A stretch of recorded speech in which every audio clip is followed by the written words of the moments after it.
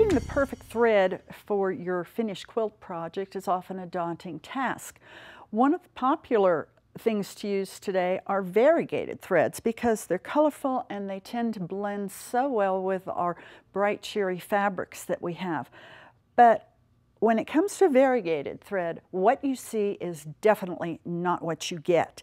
Some tips for when you go to the store include: look closely at the thread. These two appear very similar on the spool. You see the red, the yellow, the blue, and the green. But this may not be a good representation of what you'll see on a quilt.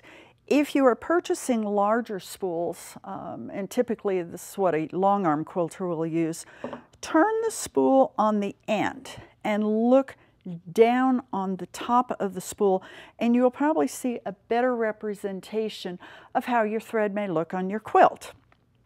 Another thing to keep in mind with the variegated thread is you can't always tell what you're getting by looking at the spool. In particular, this one is a very subtle variegated green. This one appears to be a very subtle gold, and you almost, looking at that, would not think it was variegated. This is why I recommend that people spool out thread onto their quilt blocks. And I'm just using a piece of black fabric here to show you.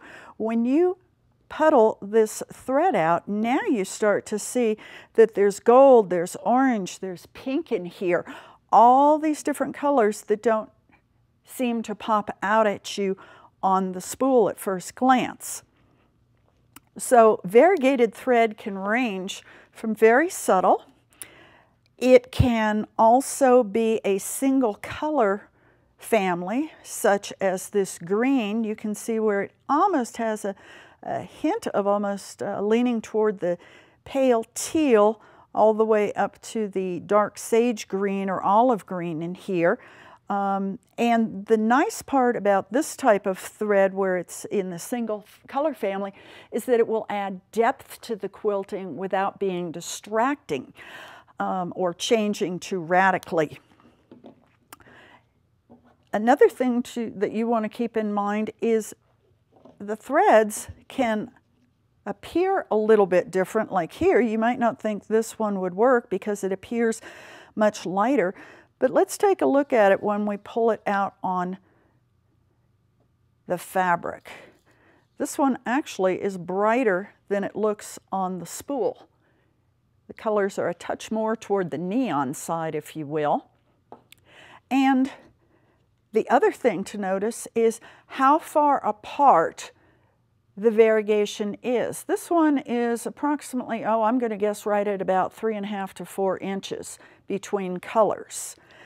This particular one, another brand, has less variegation. It goes strictly from the blue to the yellow right into the reddish tones and back out again. And this one is probably closer to a good 6 to almost 8 inches between the variegations. So that's what you're going to see with your thread as it goes, as your pattern stitches out, is longer bands of color or lines of color.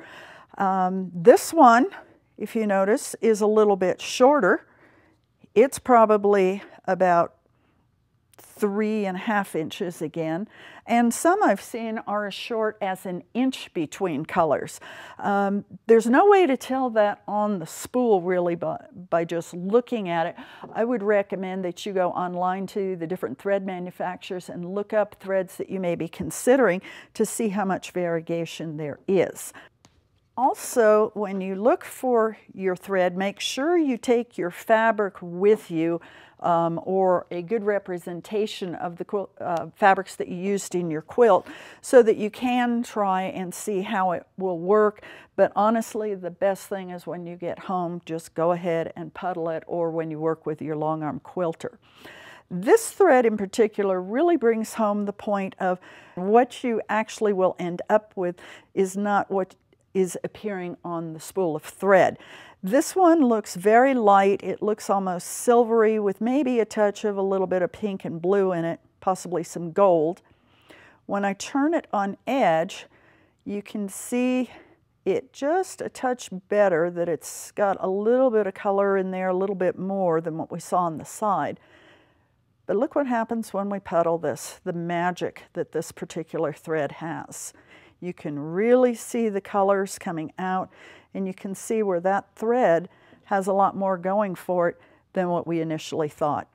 So don't be afraid of variegateds, just keep these rules in mind and be ready for a few surprises from your variegated threads when you get them home if you haven't been able to pull off a little bit in the store and take a look at it. But have fun, because they will add another dimension to your quilting and can very well indeed be the perfect thread for you.